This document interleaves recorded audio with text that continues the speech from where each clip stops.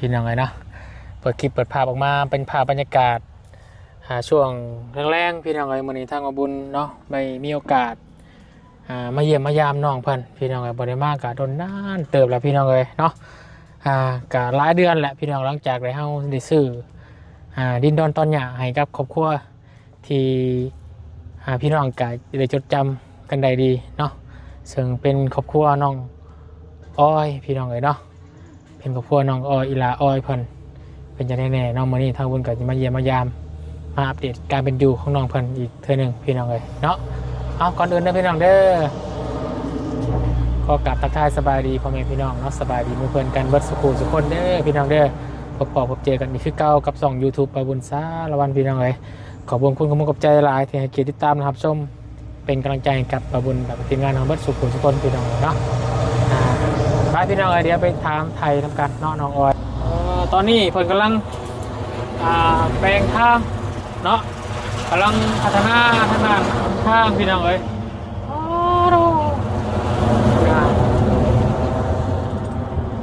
กรีดไม้เนาะกรีดไม้แล้วก็ลงยางมาต่อยลงหินเพิ่มพี่น้องเอ้ยมันเรียบง่ายไปมาสะดวกกว่านี่โอ้ยดีใจพี่น้องเอ้ยเนาะในพิซิเมนสวนหมักแตงหมากอันนี้น้องอ้อยผมบอกพี่น้องเอ้ยเนาะยังหรือว่ายังคืบหน้าเนาะยังคือเก่าพี่น้องเอ้ยเนาะทางเฮือนชานน้องอ้อยเนาะยังสมอยสิมีพี่น้องเอ้ยเนาะยังมีภัยอยู่เฮือนบ่หรือว่าจังใดเนาะน้องอ้อยเอ้ยงออยู่ซ้ายพี่สบายดีล่ะเป็นยังไงอยู่ดีไม่แห้งอยู่บ่จือจำกันได้อยู่บ่เนี่ยจื้อเป็นยังไงเฮ็ดงานเรือนอยู่ซ่านบ่โดยไปทางใดตอนนี้เนาะเอายังขายบ่เอาแคมโดยขายในใดแคมเพิ่นนี่เนาะขายกะโลขายเป็นโลโดยโลละเท่าไหร่โล8,000โดยของย่านนี่แม่นเพิ่นหาแคมขายเนาะได้พอได้หลายอยู่พอได้หลายอยู่บ่โดยเฮาหากาไปหากา1 มื้อแล้วก็2-3 มื้อไปเฮือนเอื้อยไปปลูกมันซอยเอื้อยเป็นยังไงการเป็นอยู่คือเก่าเนาะโดยทั้งพ่อทั้งแม่ได้ไปทางใดสรุปพูดแม่ล้างจานพี่น้องเลยบ่ได้มาเยี่ยมมายามน้องเพิ่นนอกจากโดนนานเติบแหละหนาวเนาะทั้งดินต้นหญ้าเฮาเด้ที่ซื้อไว้ได้มีการปลูกพังยังอยู่บ่คือเก่าโดยปลูกยังลูกปลูกหัวสังไข่แล้วก็มากลำไยหั่นใช้ผ้าน้ำบาไปเบิ่งแหน่มันงามสำหรับล่ะพี่น้องเลยเนาะบ่ได้ไปหาทางหนองทาหนองไม้เพิ่นบ่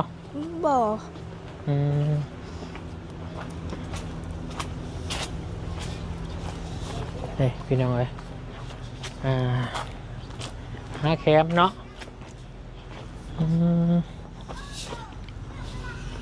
โอ้ยดินพี่น้องเลยเนาะเป็นดินที่ว่างเปล่าเนาะหลังจากได้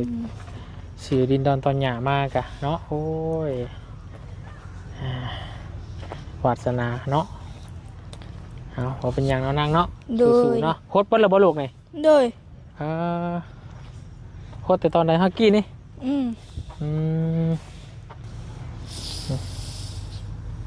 ผักโคชงโคชไข่เนาะงามเลยพี่น้องมาทดสมือเลย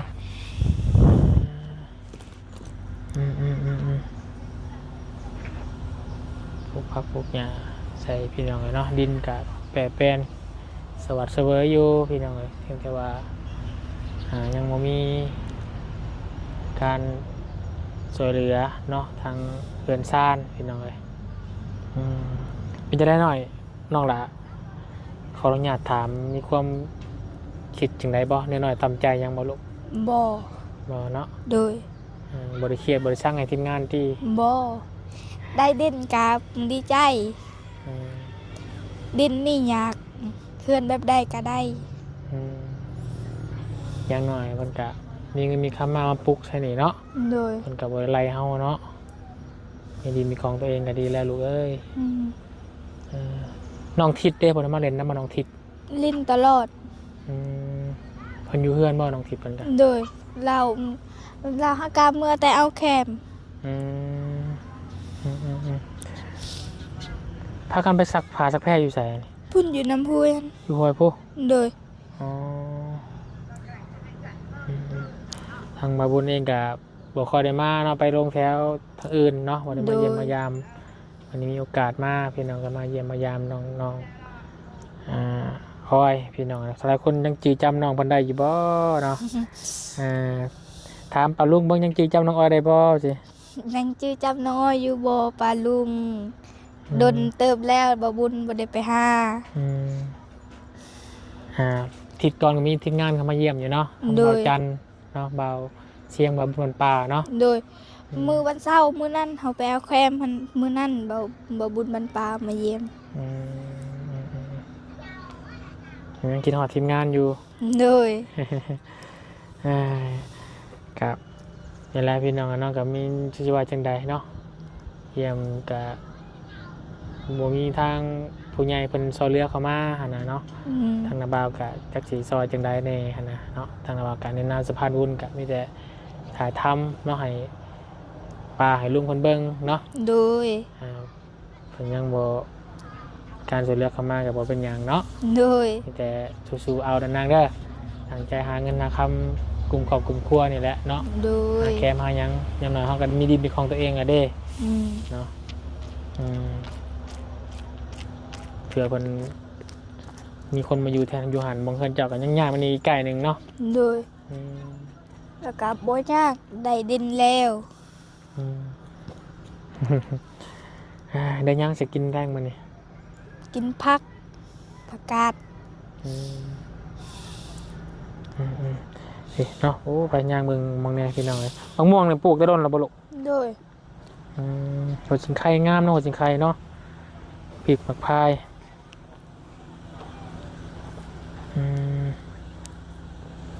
เพิ่นก็ฮดทุกมื้อเลยเนาะ โดยบางเทื่อก็ฮดบางเทื่อก็บ่ได้ฮด บางมื้อฮดเอา ไปตักอยู่น้ำห้วยหั่น โอ้อยู่ห้วยพุ่นตากมา โด เนาะ ย ต่อพี่น้อยมะกล้วยมะคุงอันนี้ต้นไม้ทีมงานซื้อมาให้บ่หรือว่าจะซื้อมาเอง บ่พอเฮาปลูกพูดพอเฮาเอาแต่พุ่น อืม เฮากินแล้วมากมันก็มันเกิดเอง อืม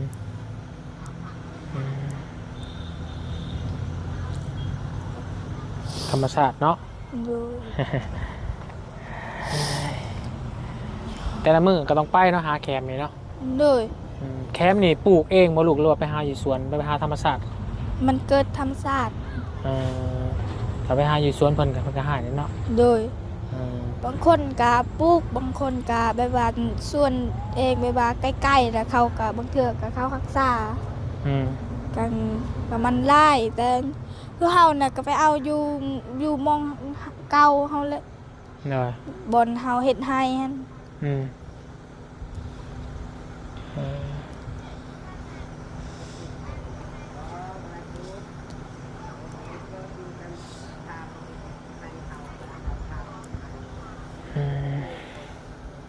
ดินแล้วก็งามอยู่พี่น้องเลยเนาะ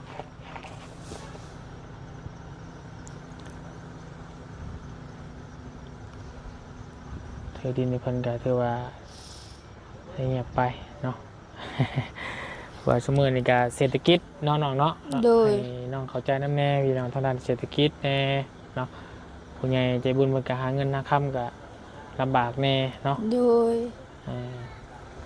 ว่าสมือนี่มันก็บ่คือเก่าพี่น้องเลยเนาะเข้าใจอยู่ทางบุญก็เข้าใจทางปลาลุงเพิ่นผู้เพิ่นหาเงินหาค่ำมันก็หาลำบากหายากแน่เนาะบางทีคือบุญนี่แหละพี่น้องหาเงินกับกลุ่มในครอบในครัวเนาะให้มันกลุ่มครอบกลุ่มครัวนี่แหละ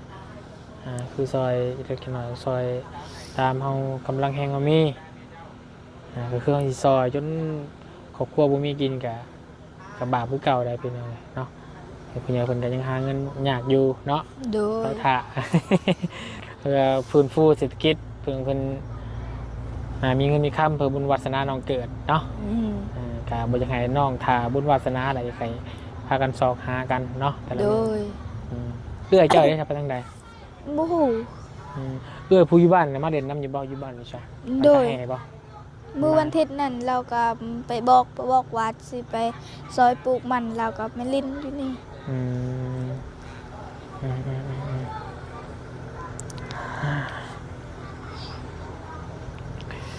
ระบาวกับบ่มีหยังซื้อมาฝากสั่นสิเป็นเอาเป็นเงินนะให้น้องเพิ่นพอได้ซื้ออยู่ซื้อกินเป็นจังไงเนาะเพิ่นก็บ่มีเงินปานใดน้องใส่เงินบาทเป็นอยู่บ่ บ่เป็น หึ บ่เป็น บ่เป็นบ่ โดย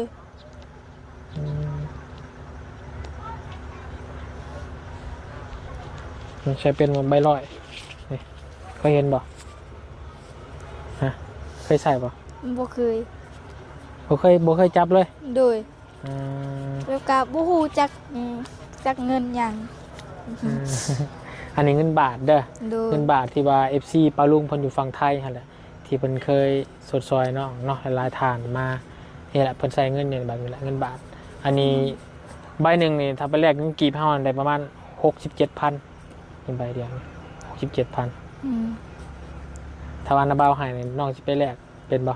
บ่เป็น บ่เป็น โดยก็บ่ฮู้ เงินก้มดาวเลยเป็นเอาเนาะ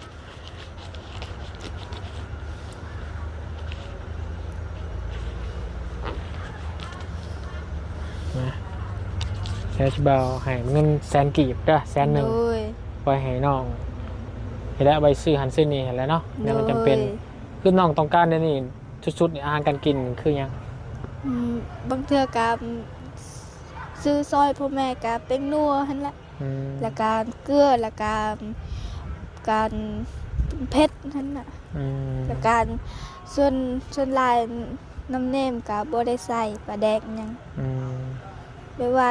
บางเทื่อมีเงินแล้วก็อยากซื้อแล้วก็ซื้อบางเทื่อ นะเรียนเป็นน้ำจิ้มใจของมาบุญเองเด้อ โดยขอบใจ ซื้อพริกไปได้เป็นนวดซอยพอซอยแม่เด้อ โดย เป็นเงินเทกินหน่อยน้ำจิ้มใจของมาบุญเองพี่น้องแบ่งปันน้องกันไปเนาะแต่อันนั่นเด้อเดี๋ยวบุญย่างไปหาประตู7 ปีเพิ่นก่อนเนาะ โดย ให้น้องสู้ๆเด้อน้องเด้อ โดย อยู่ดีไม่แห้งพี่น้องเนาะไปสบาย ส ดี วัสดี สบายดี ไปกันเด้อ เลยบีแบ่งน้ำจิ้มใจพี่น้องกันเนาะกับน้องเพื่อนอาวุธกะอยากให้ร้ายอยู่กับบุมีกันพี่น้องมาเยี่ยมมายามน้องท่านพี่น้องเลยน้องไปไต่ต้นไปยางมาหาทางประตู7 ปีเขาก่อนพี่น้องเลยเป็นยังไงแน่เนาะโอ้ย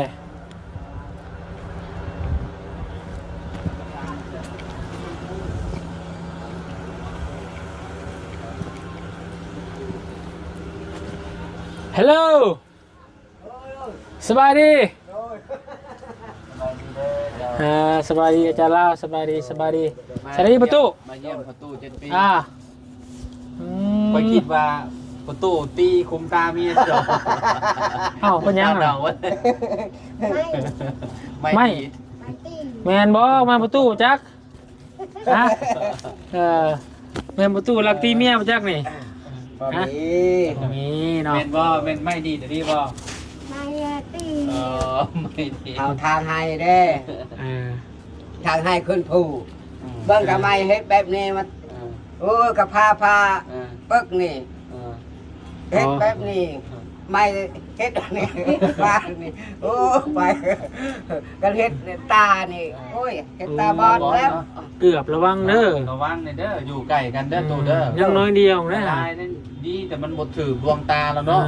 มันnemถือโอ้ยได้เมียตาบอดเลย คุณตาเราจะบวม ตาจะบวมโอ้ย จักมืออะไร มือนึงชามือแล้ว เจ้าอภัยนี่ ฮะ เจ้าอภัยนี่ คือเจ้านี่แหละ เฮ้ยเฮ้ยคือคอยเอาเจ้าฮู้ว่าเราเป็นไผนี่เอา มาบุญ ว่าบุญ บุญยัง บุญป่าขอแม่น เราบ่ให้เงินได้ เอาไปถือมาให้เงินได้นี่บุญหยัง บุญยังไม่โต บนเทิง บุญเถิง อันนี้ว่าเมโล มีแล้ว สื่อเต็มนะได้สื่อเต็มนะได้เอาน่ะสื่อเต็มนะได้บ่โต เอิ้นบัดน้ำสื่อนะได้ อ้าว แล้วกันบาดจักซับ ดูแต่วิดีโอฮะทบทวนแล้วเบิ่งดูฮะเจ้าหูจักภายในทีมงานนั่นนี่นะแต่ว่าเจ้าลืมมันแล้วบ่จ๊ะมีภายเจ้าหูจัก ไม่ใช่ มีภายในที่ว่าเจ้าหูจักทีมงานเฮาน่ะบ่าวหยังเจ้าเบาลาว โอเคใครอีกบ่นี่ อันนี้คือเบาเบาเมโล บ่หลายๆคนฮะเด้มีหลายคนเนี่ยไผ หลายคนนะเขาไม่ได้จื้อ บ่ที่เจ้าชื่อตอนนี้น่ะมีไผบ่ได้เข้ามาหาเรา เขาเจอนี่ก็เชียงเลย ใช่ชื่ออันนี้บ่ชื่อบ่ นี่เขาจื้อเรา บุญหยัง บนทึง ว่าบุญเถิงเนาะ เอาบุญถึง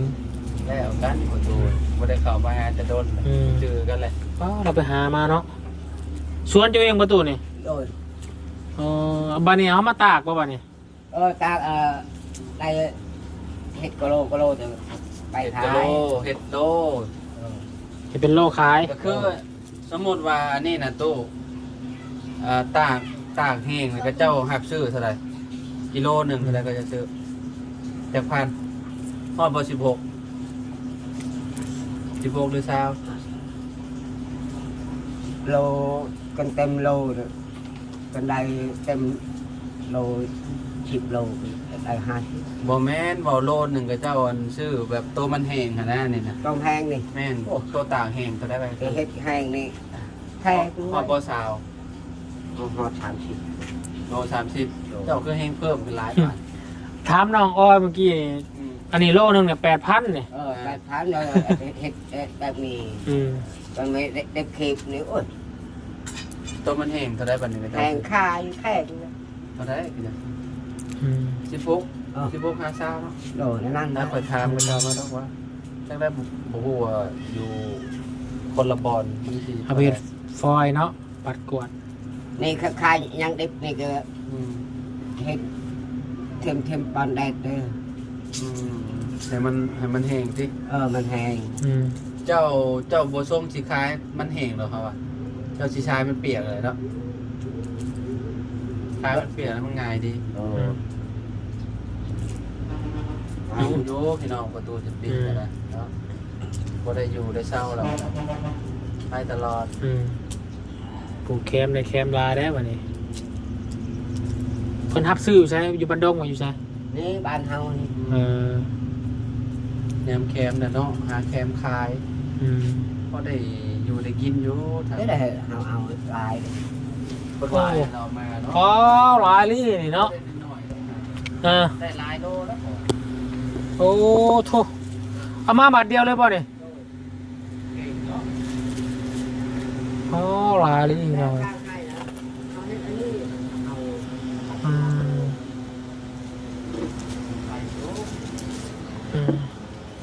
ยังมีลายอยู่บนตู้ย่างเฮานี่ช่วยเฮานี่ช่วยเฮาทำ นี่แหละเป็นอย่างพอได้เรื่องชีพเนาะเรื่องชีพเรื่องกลุ่มครอบกลุ่มครัวเนาะโลละ8,000เวลาคนกันซอยกัน อยู่เรือในมือนี่มันไปกับเฮา ไปไม่เป็นเรื่องเจ้าบอก เป็นยังก็ ขายเลยซื้อโทรศัพท์ให้ลูกชายล้านปลายว่ะ โอ้ยังเอาเป็นล้านผู้ขายแคมเนี่ยซื้อซับล้านปลายผู้โอ้ลูกเราเป็นบ่าวได้ยังให้ลูกได้เมียได้เนาะ นี่ดูเฮาลินชาชับบ้านเลยไอ้ แซลงมาเบิ่งโทรศัพท์น่ะ วิว ชาชับคือกันเลย ลงมาให้ไอ้เบิ่งแน่ว่ะ ตัวทราบล้านปลายน่ะ แล้วใช่ ขายแคมในบ่ตู้ขายแคมในบ่ได้ตัวทราบให้ลูกน่ะ อู้ทุว่าแคบเอาหลายเลยเนาะ อืม อืม โอ้ทางนั้นก็อุ้มร้านอยู่ เอาเลยเอาเลยกันเลย ประตูเริ่มพี่น้อยเนาะเออ โอ้ โมอยากได้ ตะกู้ ตะกู้เนี่ย เฮ้ยมันชวน ชวน เออ อยากได้ มันชวนกับมันชวนน่ะแมวเออคือเนี่ย นี่เลย เฮ้ยชื่อมันใช่ตัวทราบล้านปลาย คือเก่าแท้ นี่ปั้นล็อกนี่ ทราบเก่าแท้นี่ โดย นี่ห้อ โอ้ย ยังไง โอ้ยโอ้ยเอ้โอ้ย อืม มันคือเก่าซื้อแต่รุ่นหรอป่ะ อ้าว โอ้ถือเป็นเจ้าตัวแล้วจ้า บ่เลย ตัวทราบล้าน แบ่ง ปลา ไม้ ย เด้ ฮะ ใช่ไหม โทรศัพท์เก่าแล้วแป้งใหม่ เอ้ย บอสเจ้าซื้อมาเท่าไรตกลงเจ้าซื้อราคาเท่าไรเนี่ย เอาราคาล้านหนึ่งเด้ 1 ล้านกีบ เอาลูกเอาไปหาใช่นี่แหละ ใส่แต่ว่าซิมน่ะ ใช่แล้ว ฉุกเฉินตลอด มีโทรศัพท์ฉุกเฉินตลอดยังไงนี่ อืม ลิ้นบ่ได้ได้เด้นี่นะฮะ เอา บ่มีฮอดซิม แล้วกันโทรศัพท์เด้ลิ้นยังก็บ่ได้ได้ฮะ อืม Facebook ก็ลิ้นบ่ได้ได้ได้เอาเบลบ่ลิ้นแล้วได้นี่น่ะบ่เงียบกิ๊บต้องมาตอบโอ้ย พี่ผู้ชายแล้วป่ะโทรศัพท์ได้ผู้ชายแล้วป่ะ บ่มีจาก เบิ่งแล้วก็คือสิบ่มีผู้สาวไงเนาะเบลเนาะคือสิบ่อยากได้เนาะ กินบ่ เบลเบลอยากได้เมียหรอเปล่า ไปเล่นกับบ่มีบ่ สบายนะตู่เนาะ สบาย เรายังบ่อยากได้เมียเจ้าหาเงินหมด โอ้ยยากเอากันมันจะได้เมียก็เงินก็บ่มีแต่งนี่แล้วอะ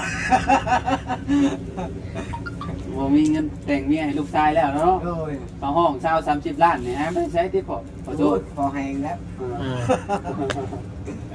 โอ้ยนี่เราเอ้ยชอบย้อนเดี๋ยวให้ลูกมีโทรศัพท์ลิ้นไปซื้อโทรศัพท์มือสองเลยพี่น้องเนาะ อืม มือสองกับบูฮูอ่ะมันสภาพมันจะเป็นแบบไรดอกพี่น้องเอ้ย อืม อาเบลเจ้ากระเตอร์ แล้วเฮาใช้นี่ อืม เออ มาฮู้จักตามเรื่องมันนี่ เออ เอา เราไปซื้อเองบ่หรือจังใดเป็นโทรศัพท์ เฮาก็ชื่อ เจ้าเอาไปซื้อให้เรา โดย เจ้าเป็นคนไปซื้อ เฮาไปชื่อ เจ้าย่างไปบ้านดง ย่างไปอีก โอ้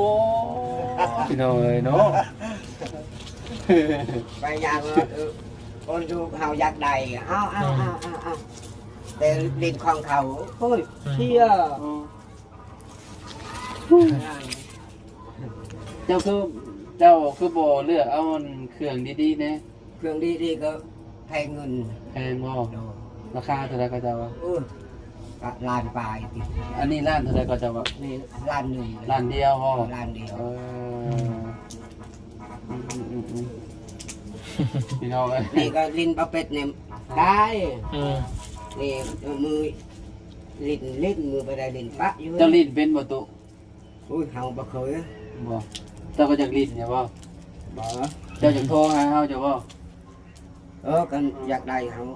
อยากโทรหากันเจ้าโทรหาเป็ดเฮาโทรเจ้าก็บ่เป็ด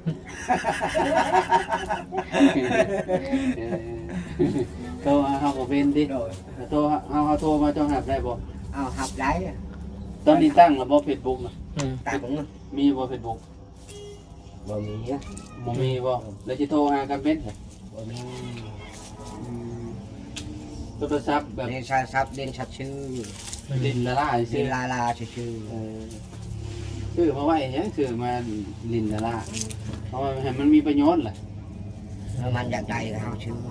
ให้มัน โอ้ เห็นหมู่อยากได้คือกันกับหมู่ให้ หมู่มีโทรศัพท์บรรบุคคลบ่ ปลินเนี่ยมีเห็น ลิ้ ห น มู ได้ชาวชับหมู่ชื่อสาขาร้านช่องร้านเอ็ด อ่า ร้านชีโน่กี่เป็ดนี่ก็ร้านหนึ่งให้ได้ลิ้นบ่เป็นตาย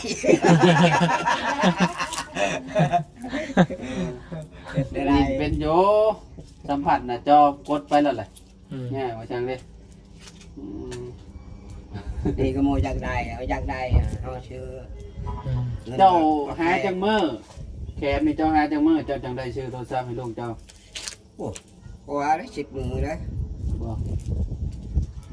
ได้มือละแสนกับคะแนนที่มือกับล้านนึงเนาะ พอได้เราได้ในกลุ่มแคมป์นะปีเนาะ แม่กูน้องแค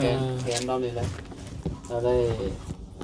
เบิดนี่ได้ยุบประมาณบางแสนป้ายก็คิดว่าเนาะตัวเนาะ เท่านั้นแหละมันนี่เอาไป เพราะว่าเราจะขายดิบเลยถ้าตากก็สิอีกแบบนึง10,000อยู่แล้วว่าอันนี้น้องอ้อยว่า18,000ป่ะกิโลประตูว่า10ป่ะว่าคนเรื่องนั้นเนาะมันขายคนละบอนกัน แม่น หรือ เกี่ยวกับหับซื้อคนละเจ้าเด้ บางเจ้าก็หับซื้อถือไงมองตู้ขายนี่10,000ประตูก็จะเอาโลนึงก็จะเอาหับบ่ โดย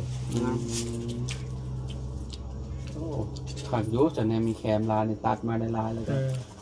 คือแบบตัวนี้ปลายมันอันนี้มันเอาออกนี่เนาะอันนี้มันลำมันเอาแต่พวกนี้มันที่เรานี่ เมื่อจะให้ ต้มไว้แบบนี้แหละ เอานี้เมื่อ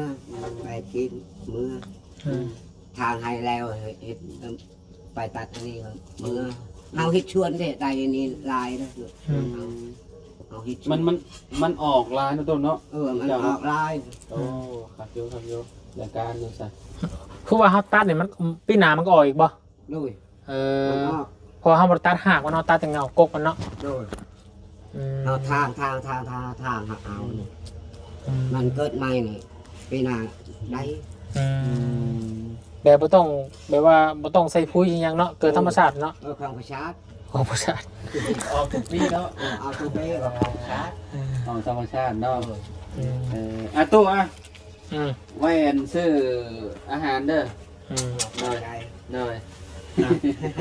ของเฮาก็ให้ซื้ออาหาร ซื้ออาหารสู่เมียกินอะไรกินน้ำแมลงน่ะได้บอหนู นี่ได้หาตบ ได้ๆตรงพัก ลมพังบอกอารมณ์ดีตลอดเนาะ คักมาหาเพิ่นอารมณ์ดีตลอด คลายเครียดไปหน่อยเนาะ เนาะโดนแล้วบ่ได้ ตู้บ่ได้บอกกัน โดนแล้วบ่ได้หอมแก้มเหมือนกันเบิ่งเนาะโดย ยังหักเพลงกันคือเก่าคือเดิมเนาะกับเมียเนาะ โดย โดยนี่แต่เมียบ่ตาบอดนะตู้เนาะ โดยโอ้ยแล้วไปถึกเมียเห่าเลย โอ้ยหอม เมียตาบอด หอมเบิ่งนี่หอมเบิ่งนี่ โอ้ยเห็นภาพมีแต่โดนขึ้นเพื่อนลำผู้ได้เนาะ โดนแล้วบ่ได้เห็นเนาะ แม่นโดนแล้ว เอามีหอมขึ้นบ่นี่ หอมขึ้นอ่ะตู้ฮะ เอาแพงกัน ผู้เฒ่าคนแพงกันกันน่ะหักดีได้เนาะพี่น้องเอ้ยเนาะคักตัวเลยเนาะตายหัวเลย